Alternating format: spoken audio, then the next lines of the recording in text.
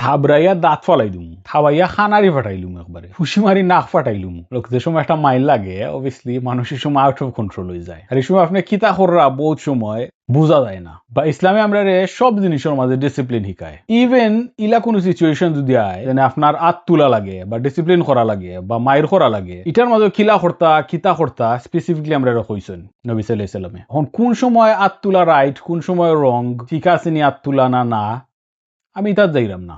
But নবী সাল্লাল্লাহু আলাইহি সাল্লামে একটা কথা কইছেন ইতা ব্যাপারে, স্পেসিফিক একটা জিনিস হারাম করিয়া দিছেন, যেন ও জিনিসটা করিও না তোমরা।